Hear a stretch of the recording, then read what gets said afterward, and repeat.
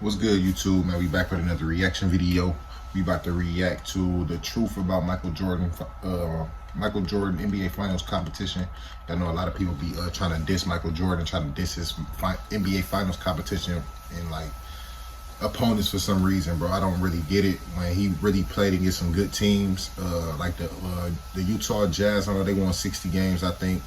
I think the Sonics won like 60 games, if I'm not mistaken.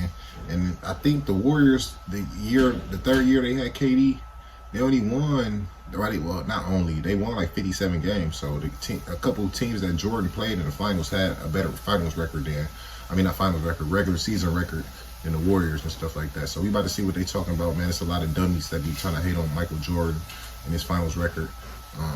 So let's see what they got to say, man. I don't know if he gonna be hating on Mike. I don't know if he gonna be, you know what I'm saying, taking up for Jordan, but we about to see, man. But I'm trying to get the channel to 5K subs. I'm almost at 4,400. So make sure y'all tap in. I appreciate y'all, man. Let's get it. What's up, guys? Welcome back to the channel, and today I'm back in a video. This time, once again, we're going to talk about Michael Jordan and focus in on his NBA Finals competition. And I feel like there's two major groups of fans. There's one group that says Jordan faced absolutely no competition, no great teams, no all-time great players. There's another group that says Jordan, he faced very good teams that are actually underrated historically. So I feel like this video is fairly important to get down to the truth of Jordan's finals competition.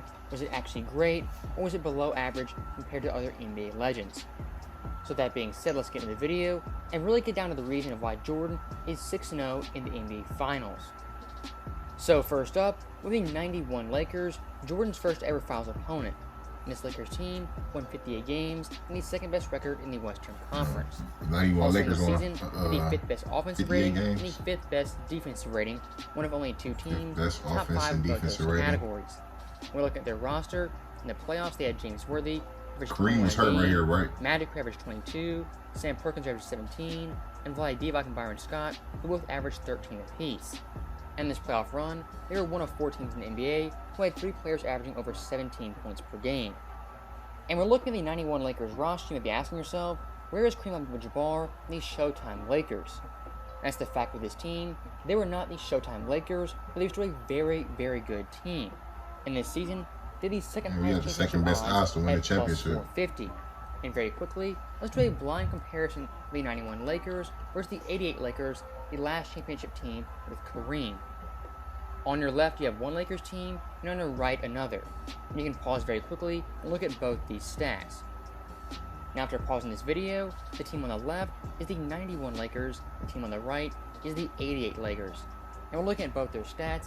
It is eerily similar in both these teams. And keep in mind, the 91 Lakers were not the Showtime Lakers, they're still a very good Lakers team, even without Kareem. Now, we'll look at their finals matchup versus the Bulls in Game 1. The Lakers actually won this game on a Sam Perkins three-pointer. And after this game, the media had a lot to say about the Bulls as well as the Lakers. The Lakers are... Yeah, man, they gotta quit playing with Mike, man. Like, he ain't play no goons, man. That's crazy. Every team he played in the finals got an all-time, damn near top 25 player of all time. Damn near.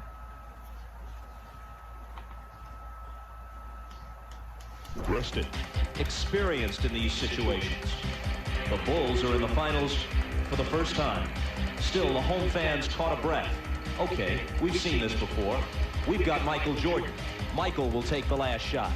And he did, except... So tonight, knowing the next 3 games are in Los Angeles, the Bulls face a must-win. If they don't get it, their passionate fans could be seeing the last game in this building until November. That's how cruel and fickle the game can be at this level. So that right there was a quick insight to the narrative after Game 1. People said Magic was the better player, James Worthy was better than Pippen, and overall Lakers team was more experienced and is better top to bottom.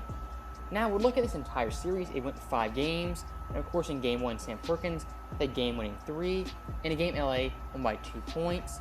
In Game 3 Jordan had a very clutch pull-up jumper that forced OT, in a game the Lakers very easily could have won. And in Game 5 the Bulls won by 7 points after it was tied going into the 4th quarter. So this series for the most part was very, very competitive. I think this Lakers team historically is very, very underrated simply because they didn't have Kareem Abdul-Jabbar, who at this time would have been very, very old.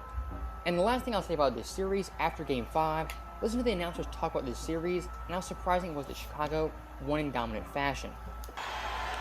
The Chicago Bulls' domination of this series has to be considered a major surprise.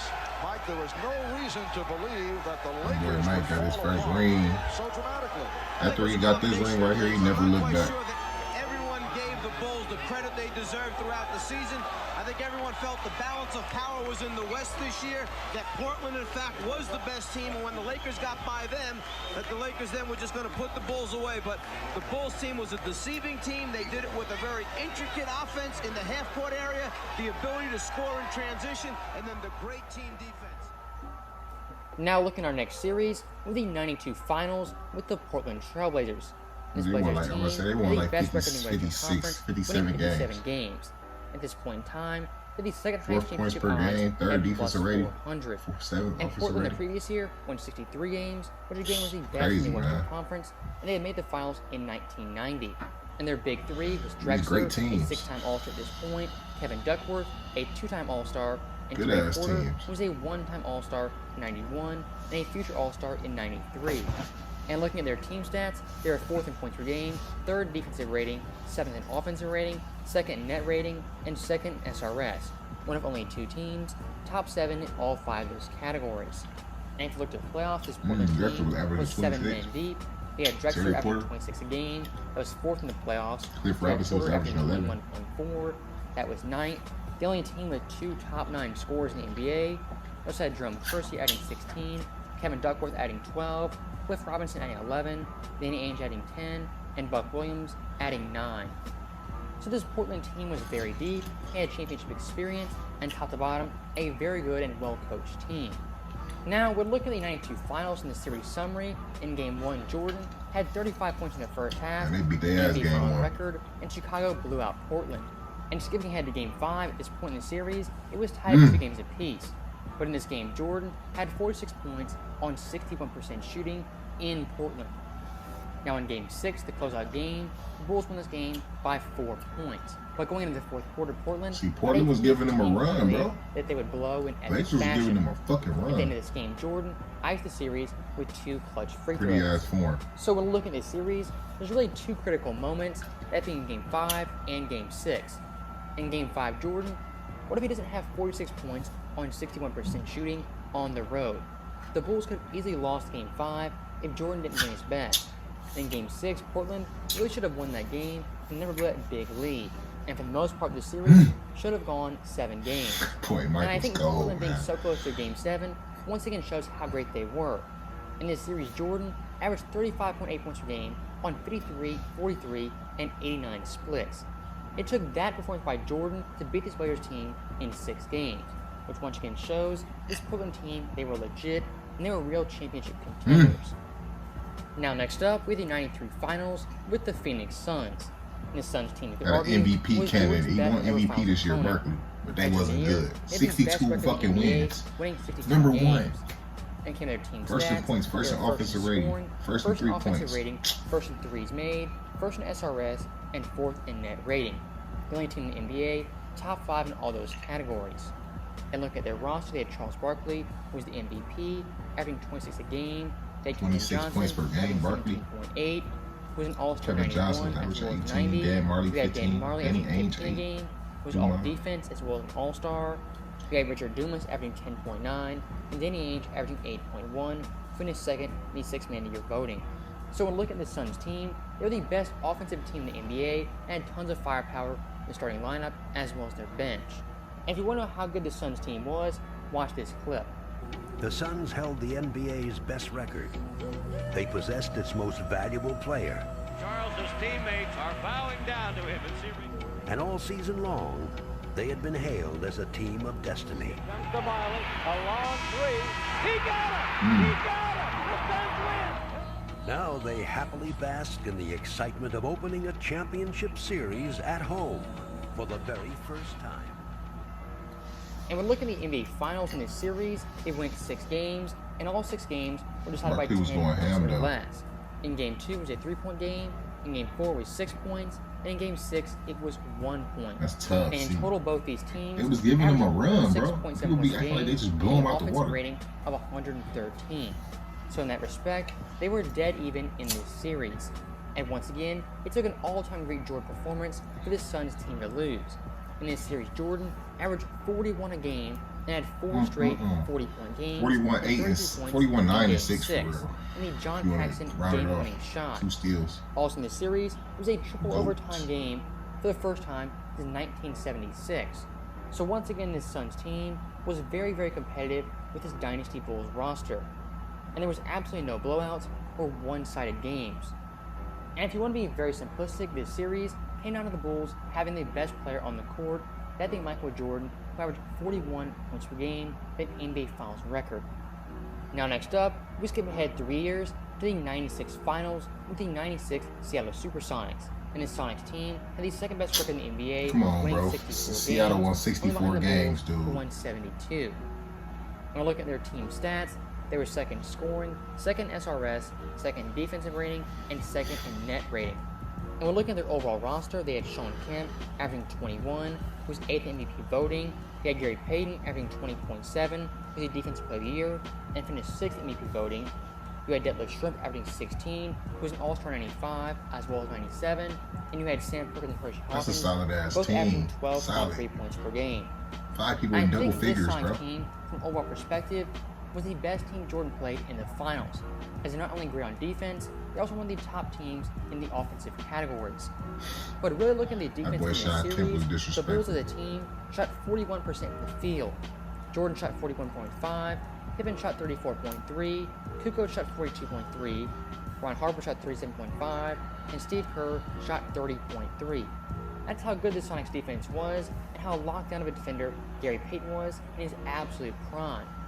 And also, one thing I have to note very quickly, this Sonics team swept the defending champion Houston Rockets, Stuart King, as well as Clyde Drexler. In the Western Conference Finals, they beat the Jazz in a thrilling 7-game series. And speaking of the Jazz, that was Jordan's next finals opponent in 1997. In Utah that year, won 64 games, the best record in the 64 Western games. Conference. They were second Well, in it was the scoring, second Jazz in and the SRS, Suns second in that offensive won more rating, games and than the second in Warriors. net rating. And their roster, as always, had Karl Malone Lost. averaging Come on, 26 a bro. game, was the MVP. 4 people in double John figures. Stockton averaging 16, Jeff Hornacek averaging 15, and Byron Russell averaging 12. 2 Hall of At this Famers. point, the Jazz, their main duo of Stockton and Malone, had been together for the better part of a decade, and they finally broke through and made the NBA Finals in 1997. We were looking at the series versus the Bulls. In Game 1, Jordan had a buzzer-beating jump shot. In the game, the Bulls won by 2 points. In Game 4, it was a 5-point Jazz win. And in Game 5, Jordan had the iconic flu game where he had a clutch 3-pointer to give the Bulls a 2-point victory. And in Game 6, once again, it was very close, as the Bulls won by 4 points, and Steve Kerr added in the game-winning jump shot. And one thing I have to note from this series is that in 5 out of the 6 games, the Jazz had the lead or were tied going into the fourth quarter. So once again, this series was highly competitive down to the final quarter in virtually every game. And I think this series for Jazz fans can be summed up in 3 specific games. In Game 1, where Jordan had the buzzer beater, in Game 5, the flu game, and in Game 6 with Steve Kerr's jump shot. Now for a quote-unquote weak Jazz team, all 3 of those games could have gone Utah's way. Mike was really if like Jordan that, missed his man. shots, or if Steve He Kerr beat some folded good teams, in the final man. game. That's I how just good gotta this stop Jazz hating, team bro. was, and how close this series was. It came down to 3 moments and 3 specific shots. Now look at the 98 Finals. Once again, the Bulls faced the Utah Jazz. And this year, Utah once again had the best record in the Western Conference, only losing 20 games. In overall team stats, they were first in offensive rating, 3rd in scoring, 4th in net rating, and 5th in SRS. One of only 3 teams, top 5 in all those 62 categories. games. For the most part, they did the Come on, exact man. same Stockton was score only as averaging 97. 11 that year, And we're but looking at this final series. In Game 1, it was a they 3-point still was Jazz good as win. fuck. Game 2, a 5-point Bulls win, where Jordan had 13 in the fourth quarter. In Game 4, it was a 4-point Bulls win. And in Game 5, a 2-point Jazz win. And in Game 6, as we all know, Jazz won the it was a first game. 1-point Bulls win, Bulls. with Jordan scoring 6 points in the last minute, the most iconic shot over Brian Russell. So once again, this Jazz team, it was a hard-fought series versus the Bulls, where unfortunately they came up And Mike- short in some very Mike close closed them out competitive this game. games. 1-point And the one thing I game. have to say is that John Stockton a lot of times gets called overrated by some NBA fans. But if you want to know how good he was, listen to Chris Webber talk about Stockton when he was 37 and out of his prime. I lay him out on the screen. I'm talking about I lay him out, one of the best screens I ever did. Got my shoulder kind of in that head area too, kind of make it a little dirty. He pops up off the ground, pats me on the butt, and says, "Nice screen." Do you know how demoralizing that is? You know what I mean? So yeah, he was one of the toughest guys, and I loved it too. After that game, we would play him in the playoffs, and I would make rookies wait on the bus, and I would say, "Watch the baddest in the world pull up." And they're like, "What do you mean?" They think I'm going to talk about like his cars and all this. And John Stockton would come to the game, literally in a minivan, pop his kids out, come in there, and bust us up. So yeah, he's a bad man. So really, in summary for this video, I think Jordan's finals opponents, at the worst, they were good teams, and at the best, they were very, very good teams on the borderline of being NBA champions. Look at the all-star players he faced in the finals. You had Magic Johnson, James Worthy, Clyde Drexler, Terry Porter, Kevin Duckworth, Charles Barkley, Kevin Johnson, Dan Marley, Sean Kemp, Gary Payton, Detlef Schrempf, John Stockton, Gave him and his Karl respect, Malone man. Look each at all them. twice. Man, come on, man. Look at all as them a great players he big list beat. of players, for the most part, are all Hall of Famers. And looking at their overall teams once again, they were very, very good teams for their time, and definitely not weak competition for one Michael Jordan or the Chicago Bulls. So that right there is the end of the video, and in summary, Jordan's finals competition, if anything, they're underrated, and they definitely aren't overrated or weak competition. And as always, thank you guys for watching. If you enjoyed it, I'll see you guys next time. Yeah, I got some shit to say as soon as this video ends.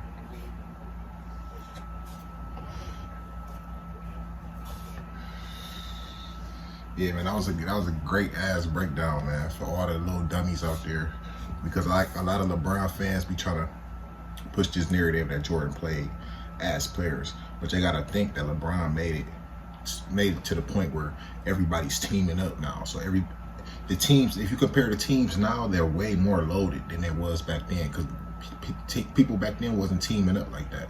They was winning more organically through like not free agency, through like trades and stuff like that. Trades and you know what I'm saying, just picking little role players up in a draft and shit like that, drafting trades and shit like that. But now it's more like, oh, I'm about to go team up with my friend. I'm about to go play with this player. I'm about to go play with that player. Come on, bro. LeBron had played more help, way more help than Jordan. You feel me? But like it's the LeBron fans that makes all these little fake narratives, these weak narratives and shit, bro. Like, come on, man, let's get real. He beat Hall of Famers, man. That's all it is, bro. If you tell me Karl Malone, John Stockton, Clyde Drexler, Magic Johnson, James Worthy, Charles Barkley, Sean Kemp, Gary Payton, if you tell me them not great players, bro, then you just don't know basketball and you just hating, like, flat out, bro. Jordan beat great players. He never lost any finals, and that's that. So we just gonna keep it at that, bro. Make sure y'all tap in. Make sure y'all subscribe. I'm trying to get to 5,000 subs. Appreciate y'all. Make sure y'all tap in. What about to say? With that being said, check out the description box. Follow all my social media accounts. Y'all stay safe, stay tuned, and we out.